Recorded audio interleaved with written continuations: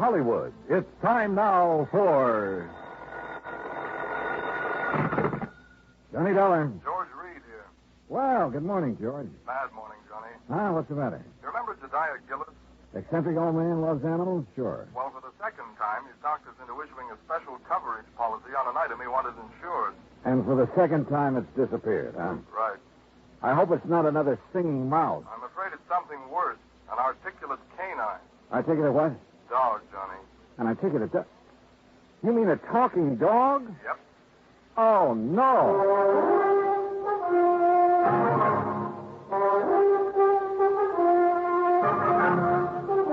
Bob Bailey in the exciting adventures of a man with the action-packed expense account. America's fabulous freelance insurance investigator. Yours truly, Johnny Dollar. Different. I didn't know about mice. I do know about dogs. And I've never heard one yet that could say anything but rough. Well, maybe you haven't, but Michael Murphy has. Michael Murphy? Iron Mike Murphy, vice president of Milford Steel. Oh, what's he got to do with this? Well, he's the former owner of the articulating canine. Gillis bought the dog from him? According to this application, he did. When did it happen? Well, about 3 weeks ago. First I heard of it was when Gillis called from New York asking for the coverage. How much insurance does he have on the critter? The maximum we'd allow, $7,500. 75. Oh, no, George. That's hardly worth my time. I can't make any commission from a small policy like that. Why don't you pay him off and forget it? I'd like to, Johnny, but it isn't that simple. No? No. Since you found his mouse, Gillis thinks you're some kind of a miracle worker. No, Pied Piper, you mean. Or Pie-Eyed something or other. Anyway, the boys upstairs have agreed to let you write your own ticket again, providing... Yeah? Providing you locate the dog. Or in the event you don't, you pacify Gillis. Keep him happy so that he doesn't cancel his other policy. And if I can't do either? Then you wind up with your regular commission and expense account, which our auditors will check and double-check. A real sucker bet. But okay, George, you've got yourself a deal. Expense account item 2, 85 cents, cab fare back to my apartment. Item 3, $26, transportation Hartford to New York City, including cab fare to the Statler Hotel. By the time I checked in, changed my shirt, it was 8:30. I picked up the phone and called the number George Reed had given me.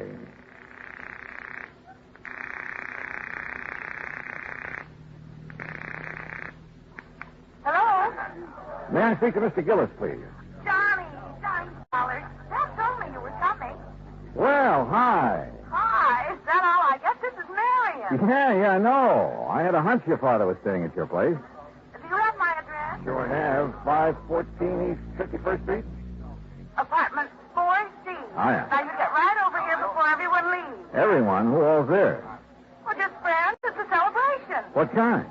I'll tell you when you get here. Now, hurry. Right. Expense account item 4, $1.70 taxi from the Statler to the East 51st Street address. The entrance to the building faced toward Beekman Place, and one side of it looked out over the East River. I could hear the noise from apartment 4C before I stepped off the elevator. Marion had a good many friends, which figured because of her blonde hair, gray eyes, and a few other... Well, yeah. I pressed the buzzer and waited. I was about to press it again when a door opened further off down the hall. Hi. Oh, Marion. Here, Johnny. I hope you don't mind sneaking in through the kitchen. But Dad made it very clear that he wants to see you now and alone. Alone? Was that mob in there? He's waiting for you in the den. It's this way. How have you been? Oh, fine, just fine. Sounds like quite a party. It is. I sent out the invitations before the pup disappeared. I offered to call it off, but Dad wouldn't let me. Any special kind of celebration? I think so. It's to announce my engagement. You're... Well, what do you know? Who's the lucky man? His name's Bill Fisher. He's an executive with the Powers advertising agent. Real big-time operator, huh? He just talked one of his clients into putting on a new TV show. Well, you know you have all my good wishes. Oh, Bill, we were just talking about you. I wondered where you disappeared to. Bill, this is Johnny Dollar. Hi, congratulations. You're getting a fine girl. Yes, I think so. Thunderation, what's all this? Oh, it's Dollar, so you finally decided to get here. Hello, Mr. Gillis. Come in. Yes, sir. We'll see you later, Johnny. Yes, sure. Yeah, you ready to go to work? Yes, sir, whenever you are. Whenever I am. You're the one's getting paid to be a detective. Well, I can't do my job without your cooperation, Mr. Gillis. Well, what do you want me to do? Just answer a couple of questions. Just answer, well, didn't that sweet pea of an agent tell you all you need to know? Well, he couldn't. He didn't know anything except that a dog you have insured. A dog? A dog, you say? Is that what you call her? Why, you miserable, cold-hearted... A dog. Well, isn't that what you've lost, Mr. Gillis? No! And don't you ever let me hear you calling that... She's a little lady. If you must refer to the type of being she is, well, she's a canine. Okay. Do you mind telling me under what circumstances the canine disappeared? I wouldn't mind at all. And please call her Ming Toy. Beg your pardon? Ming Toy, that's her name. Ming Toy Murphy. What's the matter, you doll? Are you deaf? No, isn't that kind of an unusual name for a dog? A canine? Oh, you think so? Shows how stupid you are. She's a Chinese. Chinese? Yes, a Pekingese. A Pekingese. And being his first owner's name was Murphy, the whole thing, Ming Toy Murphy, just fits her to a T. Yeah. Now, exactly when did you notice Ming Toy was missing? Oh, since we got back from breakfast, you see, I'd left Ming Toy in here, locked up safe and sound, but when we got back, the door was standing open. The front door? No, not to this door. And Ming Toy was gone? Of course she was gone. That's what all this fuss is about. But the front apartment door was closed. It was, and somebody's come in here and stolen her. They had sense enough to close the front door when they left. You're for sure somebody did steal. I don't know what to think. All I know is Ming Toy missing. Canine animals like her don't grow on trees. Oh, well, you mean because of her special talent? Well, now you're getting it, my boy, yes. Because she can talk. Oh, Mr. Gillis, can you honestly say you heard her speak? Speak? Why, man, all dogs can speak. But Ming Toy talks. Just like a human being, I suppose. Yeah. I see you don't believe me. Well, you just march yourself over here to this tape recorder. Oh, Mr. Gillis, if she can talk like you say, it's still going to take me a while to kind of get used to that. You and the whole country, providing we get her back. The whole country? TV, boy. What? Television. A new show called The Big Shock. The first one's on tomorrow night. What's the matter? Don't you read the papers? Anyway, they started advertising about 2 weeks ago. Looking for a dog that could say, Happy Hollow Dog Food is yum, yum, yummy. Happy Hollow Dog Food? That's the company sponsoring the show. Go on. They're going to open their show with the animals saying that slogan, you see. And today I was going to take Ming Toy down there and let her say it and collect the $50,000. What's $50,000? The $50,000 they're offering to give for a dog that can say, Happy Hollow Dog Mr. Food. Gillis. All right, I know. Yes, well, anyway, when I first heard about this, I remembered Mike Murphy said something to me over a year ago about having a canine in his kennel that could talk some. So I went over there 3 weeks ago, and I bought her. Was the ad in the paper at that time? Of course it wasn't. Well, how did you know it was going to be? Marion told me. How did she know? That dressed dummy she's fixing to marry. The advertising agency he works at, they're the ones that talk the Happy Hollow people into putting on that show. Oh, I see. Yeah. Well, you see, it's about time. I also see that you don't exactly approve of Fisher for a son-in-law. Oh, no, I wouldn't say that. I don't approve. I don't disapprove of him. If she wants to marry a stuffed shirt, that's her business. Let me play this tape recording for you. You're going to hear the sweetest little voice this side of China. Ah, now then, me little pet. You Get see, yourself set and ready we for the made trial. this at Mike Murphy. All right, girl. Now talk to me. Pretty now. Talk pretty. Hello! Hello, everybody! See?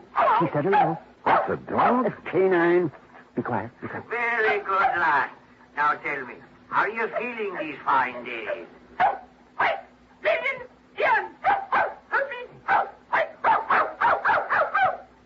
Hey, what happened? She saw a cat. What do you think? Oh. You still doubt she can talk, Nello? I think I'd like to see it with my own eyes.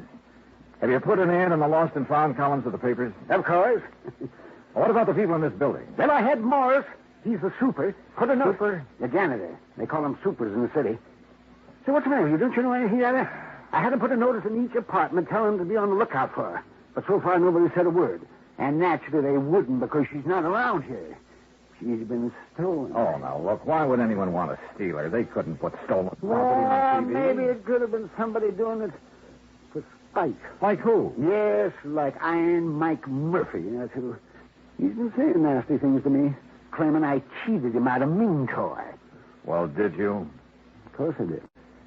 Mr. Gillis, is there any other possible way she could have gotten out of this room? Well, now, there's several... Oh, no. Huh? No, it hurts me just to think about it. Oh, dear. That window. Window? Yes. Oh, dear. Was that open yesterday morning? Yes, it was open. I forgot to close it. Oh, dear. Well, what's down below there? Nothing. Nothing but the East River. I continued questioning him, making sure he'd given me all the facts. Then, after promising to take him along when I visited Iron Mike Murphy, I said goodnight and left. Expense account item 5, $1.70 for a cab back to my hotel. The next morning, I called Murphy and wangled an invitation to his Long Island home. At exactly 9 o'clock, I was in front of the Gillis apartment. Hey, mister. Yeah? You looking for Mr. Gillis? No, Mr. Gillis. You seen him? Sure. When they go out for their breakfast. Oh, yeah, I see. Do you pick up the trash and garbage from the apartments every morning? That's my job, senor. Well, what time do you usually hit this floor? The same time as now, about 9 o'clock. Do the Gillises go out for breakfast every morning at this time? Almost every morning. What about day before yesterday? When the little one disappeared, Yeah. see, it was the same hour. Uh-huh. Tell me, Morris, do you remember seeing anyone on this floor that morning? You know one who did not have a business here? But there was someone? See. Near the Gillis apartment? Where you stand, waiting at the meeting. Well, who was it, you know? Oh, no, I don't know his name.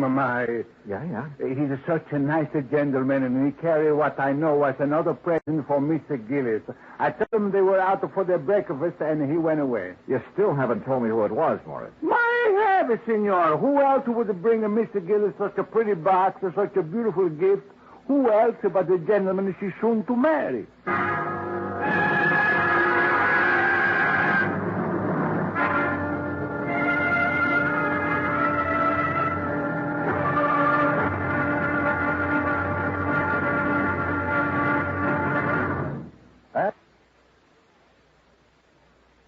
Now, Act Two of yours truly, Johnny Dollar, and the Ming Toy Murphy Matter.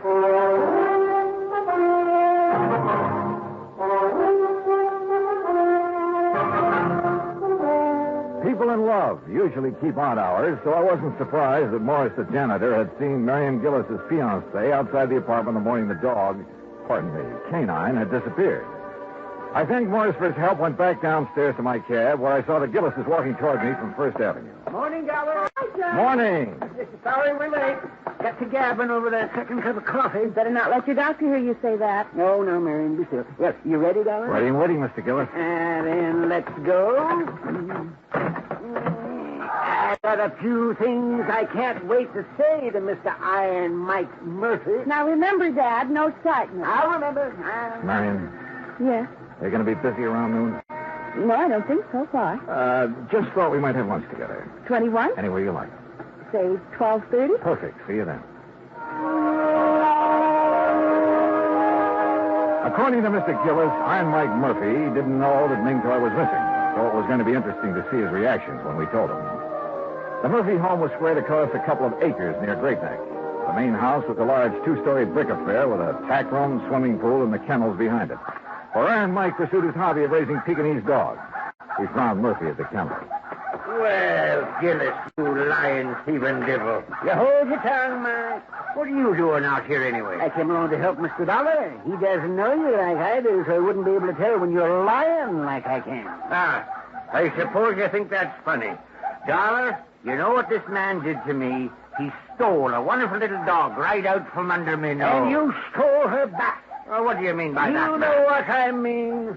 The day after you called me on the phone, you saw that ad in the paper. Well, the next day, somebody stole Ming Toy. And I'm sure it was you. You shanty Irishman. Why, you dirty-minded evil old man. I've half a mind to take a horsewhip to you for saying such a thing. Oh, you deny it, Of course I deny it. And you say it again, I'll deny it with me fist. Oh, is that so? Well, I whipped you when you were in the steel mills, and I can whip you now. Look out, fella. Oh, Mr. Gillis, remember what your daughter said. Defend yourself, Murphy. Mr. Gillis? Bring yourself at me, Taxi! Taxi! Mr. Gillis, please, Mr. Murphy. Here I come. Justice triumph. Oh. Ow. Call me names, will Hey, you? driver, over here. Taxi!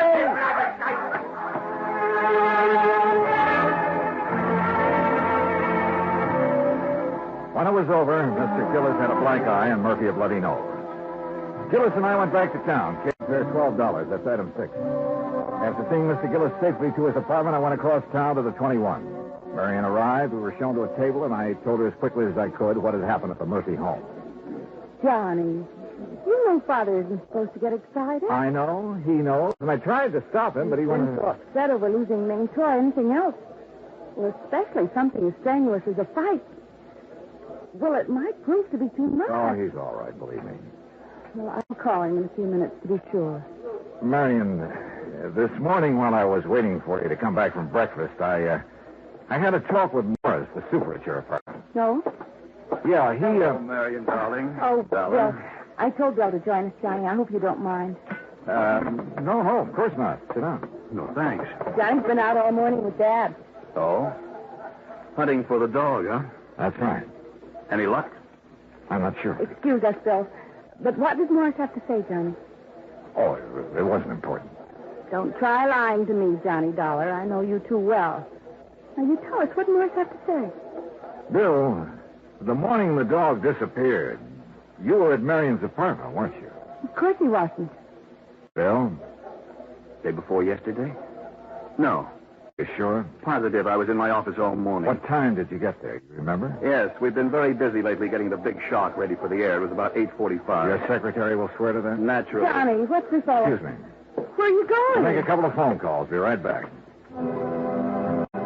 I called Bill's office, spoke to his secretary, and of course he had lied. Instead of going back to the table, I took a cab to my hotel, made a couple of more phone calls, and waited. About 40 minutes later, Bill Fisher called and asked me to meet him in a bar near Rockefeller Center. You like a drink, Johnny? No, thanks. Not right now. No? I figured you'd be thirsty. You've been such a busy little boy. What do you mean? You know what I mean. Calling my secretary, then calling the Happy Hollow people to find out whose idea it was to advertise offering $50,000 for a talking dog. Oh, I wouldn't be ashamed of having that idea if I were you. It's a good one. Except for one thing. It was meant strictly for the publicity value. Nobody ever heard of a dog that could really talk, so I guaranteed them their $50,000 would be safe. Go on. See, it was tough enough getting the Happy Hollow people to put a show on TV in the first place. They really don't have that kind of money. And if they'd had to pay out the $50,000 on top of everything else, well, that would be it. We'd lose their account. I'd lose my job. Uh-huh. So what did you do with Ming Toy? Well, naturally, since she could talk, I had to get rid of her. You understand that, don't you? How did you get into the Gillis apartment? That was easy. I'd been there the night before. When I left, I slipped the latch so the door wouldn't lock. When they went out to breakfast the next morning, I went in. I was going to put her in that box and carry her out, but she put up such a fuss, I just tossed her out the window. Into the river? Yes, Dollar, into the East River. Well, what can I do about it? After all, Ming Toy was only a dog. It wasn't like she was a person. Well, what can I do about it? I'm not sure. But whatever it is, I hope it's plenty. I left him there and walked down 6th Avenue. When I reached the corner of 51st, I called Marion and asked her to meet me in a little park near her apartment building. Somehow I told her, as simply and directly as I could. Well, it's kind of funny, isn't it, Johnny? I don't know. Isn't? Sure. If I hadn't met Bill, none of this would ever have happened. Dad would still be feeling chipper. I might have been engaged to somebody else. Maybe even a nice guy like you. And why do things like this have to happen? I don't know, Marion. I just don't know. We were about a block away from her apartment when we heard the ambulance. We watched it turn into 51st Street, then stop. Then we were running. Johnny, it's Dad. I know it. No, you don't know any such thing. Oh, All right, folks, all right. Now keep back. Give the men room to work. Johnny, they're not going in this building. No, they're doing something out there in the middle of the street. Officer! Officer, what's happened? That sounds like a little girl's caught down there under the street. Under the street? Yeah, lady, in the drain pipe that goes down to the river. Are you sure it's a little girl and not a dog? You kidding? Dogs can't talk like that. Like what? Well, it sounds like she's trying to say something about a dog food being yum, yummy. Get your father, Marion. Yes, oh, yes. Excuse me. Hey, come back here. I joined the power and water men who had lifted up a manhole cover and put down a ladder. It didn't take us long under the street, just a couple of minutes. Then we climbed back out again. Johnny! Dollar, where is she? Where's my baby? She's still down there, Mr. Gillis. You left her.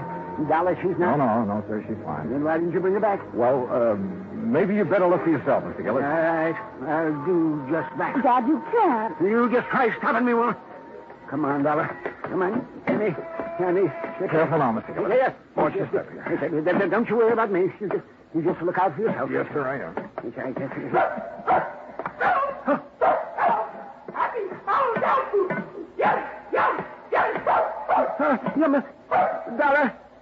Dollar. Do you hear? She's saying happy hollow dog food. Yes, sir. By George, boy. Here, let me down here. Where is she? Where's my little sweetheart? This way, Mr. Gillis. Hello, you little rascal, you. Yummy. Careful now, Mr. Gillis. She's under this water pipe. This one I Yes, sir. You'll have to stoop down to see her. What's that meaning sound out? She. Well, I'll be jigs with it. Puppies, darling. Yes, sir. 6 of them. Yes, well, that little rascal. Puppies. So that's why she disappeared, huh? To have her family. Oh, she called me Papa.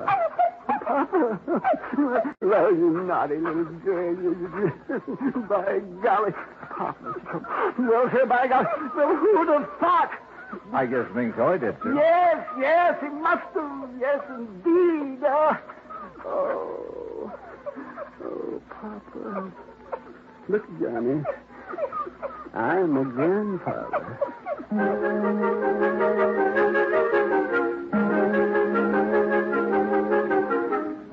I never did tell Gillis exactly how Ming Toy had been helped out of the apartment.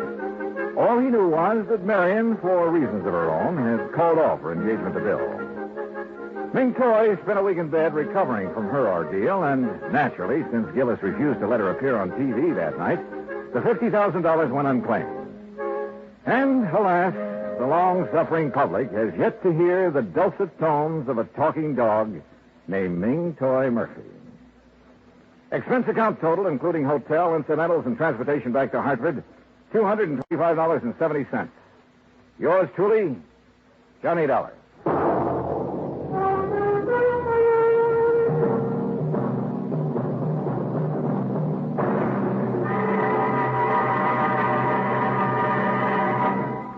Now, here is our star to tell you about next week's story. Next week, a vessel that was lost at sea suddenly turns up, thanks to the true love of my gay young life. Join us, won't you? Yours truly, Johnny Dollar.